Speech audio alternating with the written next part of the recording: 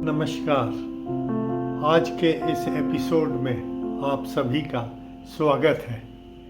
इस सप्ताह के मेरे लेख पर आधारित है आज का यह एपिसोड। आज का समय मानव जीवन में एक अनोखा परिवर्तन लेकर आया है। एवरेज लाइफ एक्सपेक्टेंसी लगातार बढ़ती जा रही है। लोग पहले की तुलना में कहीं अधिक उम्र तक जी रहे हैं, लेकिन इसके साथ ही एक चिंता का विषय है कि बीमार लोगों की संख्या भी तेजी से बढ़ रही है। कुछ दशक पहले तक किसी परिवार में यदि कोई व्यक्ति 65 वर्ष की उम्र पार कर मृत्यु पाता था तो हम कहते थे अच्छी उम्र पाई है उन्होंने। लेकिन आज 75 से 80 वर्ष तक के उम्र के लोग सक्रिय और चलते फिरते नजर आते हैं, बशर्ते वे किसी गंभीर बीमारी से ग्रस्त न हों। भारत में 1980 के दशक में एवरेज लाइफ एक्सपेक्टेंसी कोई 54-55 वर्ष थी। 2000 सन में यह बढ़कर 63 वर्ष हो गई और आज यह एवरेज 71 वर्ष है। चिकित्सा विज्ञान की प्रगति, स्वास्थ्य के प्रति जागरूकता और बेहतर जीवन शैली से इसमें योगदान मिला है। लेकिन सवाल यह है कि क्या हम इन बढ़ते वर्षों में सेहतमंद जीवन भी जोड़ पा रहे हैं या बस बीमारियों से ग्रस्त लाचार जीवन बढ़ा रहे हैं। आज हम देखते हैं कि युवा भी गंभीर बीमारियों से पीड़ित हैं। मधुमेह, उच्च रक्तचाप, मोटापा, टेंशन, डिप्रेशन ऐसी बीमारियां जो पहले अधेड़ उम्र वालों में होती थी आज इनमें भी है।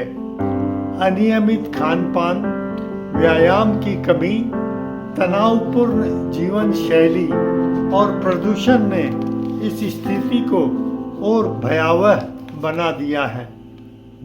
हाल ही में मुझे 2 संतों से संवाद करने का अवसर मिला।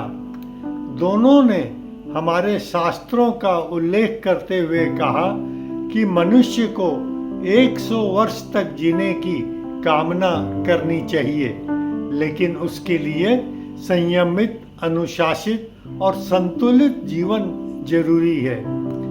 वरिष्ठ जनों के लिए अनुशासित जीवन अपनाने में भले ही कुछ देर हो चुकी हो, फिर भी जो कुछ भी बेहतर हो किया जा सकता है उसे करना चाहिए, ताकि जीवन का अंतिम पड़ाव भी सुखद और संतोषजनक हो।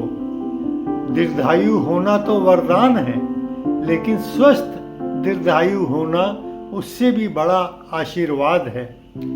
जब मैं स्वयं अपने जीवन की ओर देखता हूँ, उस उम्र में पहुंचकर जिसे कभी बुढ़ापा कहा जाता था, तो महसूस करता हूँ कि जीवन की असली संपत्ति स्वास्थ्य ही है। जीवन कितने वर्ष का होगा यह ईश्वर के हाथ में है, लेकिन कैसे जिएंगे यह हमारे हाथ में है। दोस्तों, परिचितों, परिवारजनों को देखकर यह अंतर और भी स्पष्ट हो जाता है। कोई 80 की उम्र में भी प्रश्न और सक्रिय हैं, तो कोई 60 में ही बीमारियों से जूझ रहे हैं। इसलिए मैं स्वयं को और आप सभी को यह स्मरण कराना चाहता हूँ कि बीमारी आने का इंतजार मत कीजिए।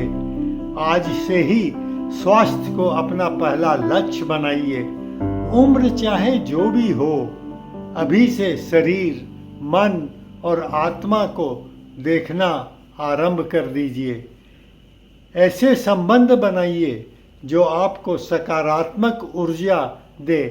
ऐसी दिनचर्या अपनाइए जो आपको स्वस्थ बनाए और ऐसा दृष्टिकोण रखिए जो जीवन को आनंदमय बनाए। आइए हम केवल लंबा जीवन नहीं बल्कि अर्थपूर्ण, गरिमामय और आनंदपूर्वक जीवन जीने का संकल्प लें अंत तक। मेरे सभी साप्ताहिक लेख आप नेवर से रिटायर्ड की वेबसाइट पर पढ़ सकते हैं। अब तो अंग्रेजी में भी इसका अनुवाद पोस्ट किया जाता है।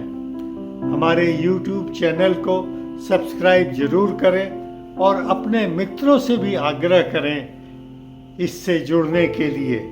नमस्कार, फिर मिलते हैं। धन्यवाद।